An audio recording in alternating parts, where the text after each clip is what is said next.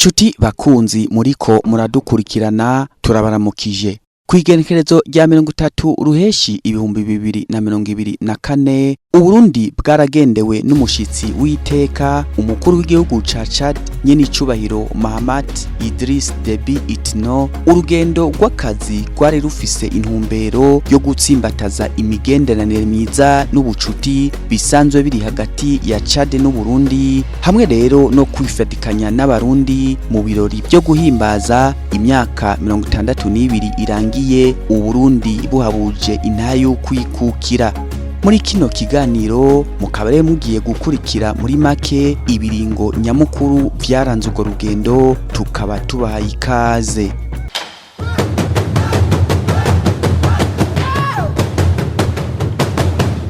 Ashitse ku kibuga c'indege mpuzamakungu Melchior Ndadaye, nyene icubahiro Mahamat Idriss Déby Itno umukuru w'igihugu ca Chad yakiranywe iteka n'umushikiranganje mu vyo ajejwe harimwo imigenderanire n'amakungu Albert Shingiro, bamwe mu bashikiranganje ba leta y'u Burundi, abana bita amamajorette, hamwe rero n'imigwi y'intambo n'imvyino ndangakaranga. Umukuru w'igihugu ca Chad nyene icubahiro Mahamat Idriss Déby Itno avuye aho ku kibuga c'indege mpuzamakungu Melchior Ndadaye, akaba yakiriwe n'isinzi ry'abene gihugu ku mabarabara yinjira mu gisagara ca Bujumbura, ibiri mu migenzo y'amiranga Barundi yo kwakira abashitsi.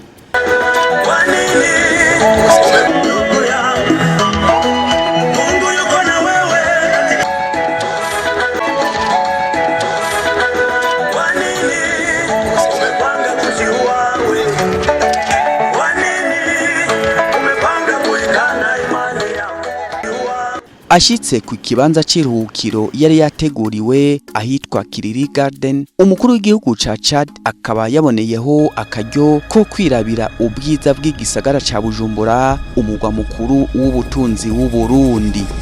Nyene icubahiro Mahamat Idriss Déby Itno umukuru w'igihugu ca Chad akaba yaciye yerekeza ku ngoro y'umukuru w'igihugu c'u Burundi kwa Ntare Rushatsi, aho yakiranywe iteka na mugenzi we w'u Burundi nyene icubahiro Varisito Ndayishimiye.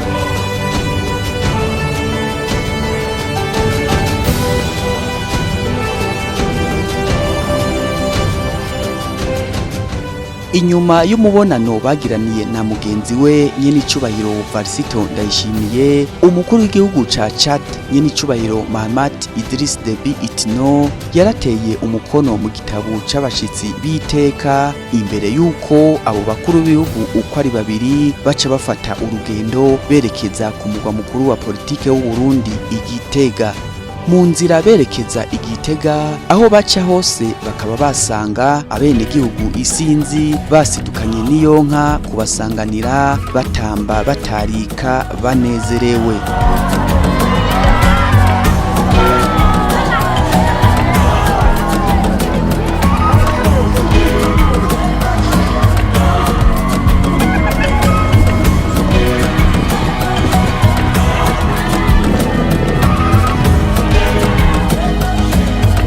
Ibitare muri komine ya Bugendana mu ntara ya Gitega, umukuru w'igihugu nyene icubahiro Varisito Ndayishimiye yaratembereje mugenzi we wa Chad ikigo c'akarorero aho asanzwe arangurira umugambi w'uburimyi n'ubworozi bwa kijambere.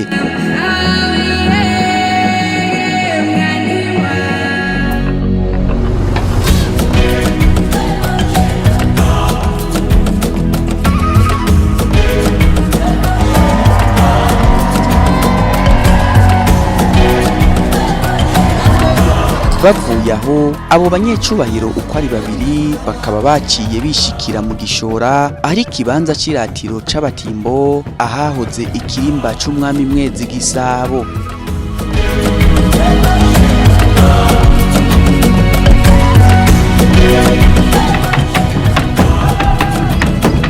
Barabasiguriye ingene ubuzima bw'umwami bwari butunganije hamwe rero n'amateka y'ingoma z'u Burundi mu buzima bw'igihugu no mu makungu, mukibuka ko ingoma z'u Burundi zisanzwe zarashizwe ku rutonde rw'itunga kama mpuzamakungu mw'ishirahamwe UNESCO.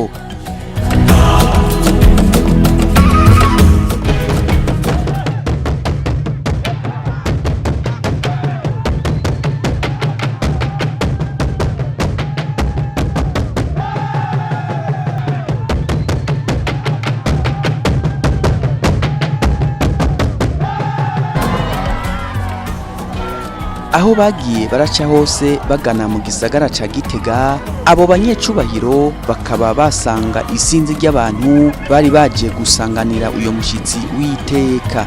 Ubwo rugendo rwo kuri uyo musi bakaba barurangirije mu kibanza kiriko kirubakwamwo ikirimba gishasha c'umukuru w'igihugu.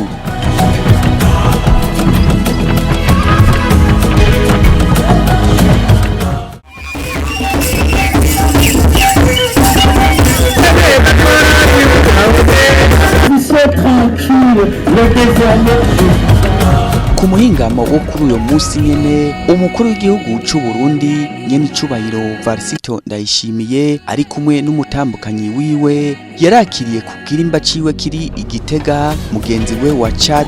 Ibirori vyabaye mu kanyamuneza ntangere vyitabwe kandi n'indongozi nkuru z'igihugu zitandukanye, bikaba vyaranzwe n'intambo, indirimbo n'imbyino zihagiza igihugu cacu ciza c'u Burundi. Kakaba kabaye n'akaryo ko guhana utuganuke, ikimenyetso c'ubucuti hagati y'igihugu c'u Burundi n'igihugu ca Chad.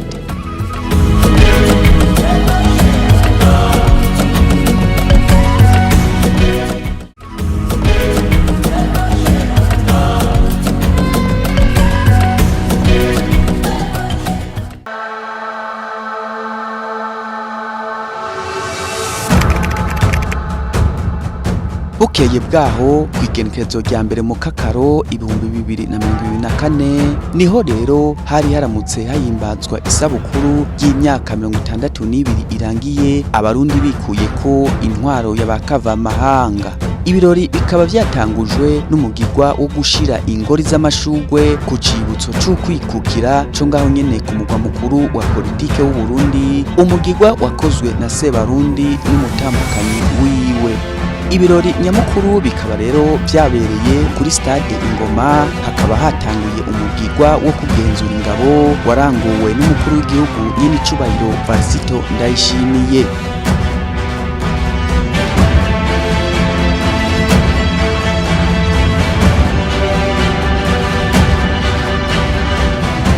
Ivyo birori rero bikaba vyitabwe ku bwinshi n'abenegihugu isinzi, indongozi zitandukanye, abashitsi batandukanye, tutibagiye rero n'umushitsi w'iteka umukuru w'igihugu ca Chad nyene icubahiro Mahamat Idriss Deby Itno. Igihugu ca Chad n'u Burundi ngo bikaba bifitaniye imigenderanire n'ubucuti no gufashanya mu bisata bitandukanye kuva muri kahise. Ivyo birori ahanini bikaba vyari bigizwe ku migirwa ya gisirikare, aho ingabo z'u Burundi zerekanye ubuhinga bukomeye mu vyerekeye ukwivuna umwansi.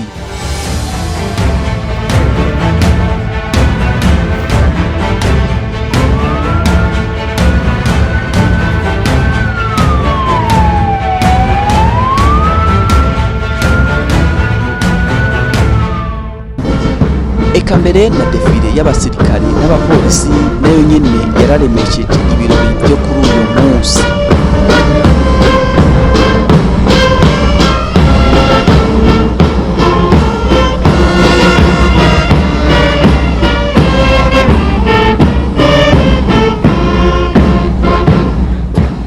Muri ivyo birori umukuru w'igihugu nyene icubahiro Varisito Ndayishimiye akaba yareretse abarundi uyo mushitsi w'iteka kuri iryo sabukuru ry'ukwikukira ku Burundi. Umukuru w'igihugu ca Chad rukaba mbere ari nago rugendo rwa mbere yagize mpuzamakungu kuva ashitse ku butegetsi. Mwijambo yashikirije umukuru w'igihugu ca Chad nyene icubahiro Mahamat Idriss Deby Itno akaba yamenyesheje ko ibihugu vya Afrika nk'u Burundi na Chad bikwiye gufashanya bitomoye mu iterambere maze bikunga ubunywanyi nko mu rudandazwa. Yaranejerejwe n'ingene yakiranywe ugweze mu Burundi, aca yita abarundi abantu b'intore, abo yise mu gifaransa un peuple sérieux. Nayo umukuru w'igihugu c'u Burundi nyene icubahiro Varisito Ndayishimiye akaba yarashimangiye ko umwidegemvyo uciye mu iterambere ariko kwikukira nyakuri. Umwidegemvyo mu vy'iterambere niko kwikukira nyakuri.